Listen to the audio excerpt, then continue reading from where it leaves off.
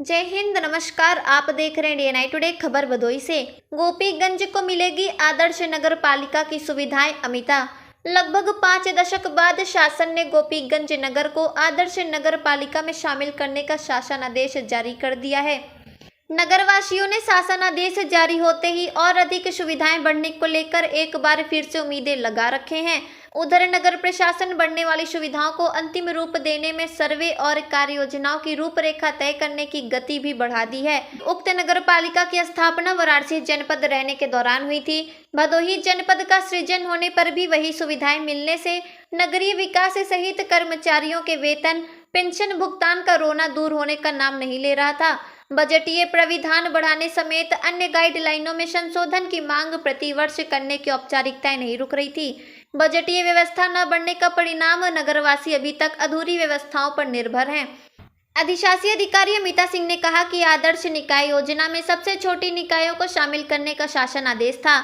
जिला प्रशासन की संस्तुति पर शासन ने गोपीगंज नगर को आदर्श नगर पालिका में शामिल करना बड़ी उपलब्धि है। इससे न सिर्फ बजटीय व्यवस्था सहित कर्मचारी नगर विकास में व्यापक बदलाव नजर आएगा। नगरवासियों से स्वच्छता गृह जल कर में सहयोग की अपेक्षा जताई। दावा किया कि लगभग 5 करोड़ से अधिक की कार्य योजना सीवर सड़क के लिए उपयुक्त साबित होगी। भदोही से जिला प्रभारी राजेश तिवारी के साथ रिपोर्टर वैष्णवी शुक्ला की रिपोर्ट।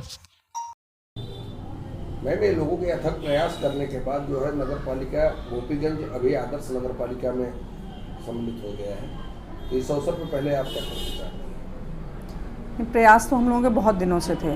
फिर शासनादेश के हिसाब से ये था कि किसी भी जनपद की आदर्श नगर पंचायत या नगर पालिका योजना में शामिल होने के लिए पहले जनपद की सबसे छोटी नगर पंचायत का चयन होना था, उसके बाद जनपद की सबसे छोटी नगर पालिका का।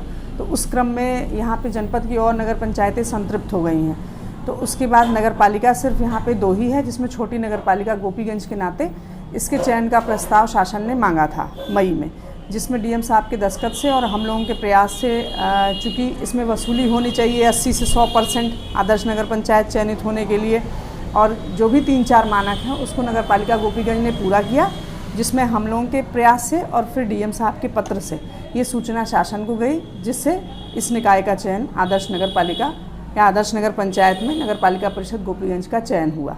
जिसमें हाँ बताएं। आदर्श नगर पालिका बनने से पहले जो व्यवस्थाएं आदर्श नगर पालिका घोषित होने के बाद अभी क्या क्या ऐसी प्रमुख व्यवस्थाएं होंगी जो पहले से भिन्न होंगी? आदर्श नगर पंचायत में हम लोग उन कामों को शामिल करेंगे जो ये काम यहाँ पे काफ़ी लंबे समय से पेंडिंग है या जिसमें ज़्यादा धनराशि की आवश्यकता है। इसमें मुख्यतः हम लोग ये देख रहे हैं कि जल निकासी की समस्या नगर पालिका में ज़्यादा है, जिसमें भगवतपुर साइड, पश्चिम मोहाल और इधर राजा तालाब। तो इसमें हम लोग चाहते हैं कि जल निकासी के अंतर्गत उन कामों को ले लें, क्योंकि उसमें एक बड़े अमाउंट की ज़रूरत पड़ेगी, कम से कम 2 या 3 करोड़। और आदर्श नगर पालिका में जो चयनित हुई है हमारी पालिका, तो इसमें 3 से 4 करोड़ का प्रस्ताव जनसंख्या वार हमको भेजना होगा। तो हम इसमें एक पार्क का काम, एक जल निकासी का काम, ये सब ले सकते हैं। अब वर्तमान आवश्यकता को देखते हुए और धन का आकलन करते हुए, जैसे हम डीपीआर बनवाना चाह रहे हैं जल निकासी के लिए सीएनडीएस से भगवतपुर साइड में जीटी रोड के दक्षिण और जीटी रोड के उत्तर। अगर ये डीपीआर हमारा 3 से 4 करोड़ में हो जाएगा तो मेन हम इसमें जल निकासी के कार्य को ही लेंगे। तो फिलहाल हमारी प्लानिंग यही है। कार्य योजना अब जाएगी। अभी ये चयन हुआ था, चयन का प्रस्ताव बन के गया था डीएम साहब के स्तर से और हम लोगों के स्तर से।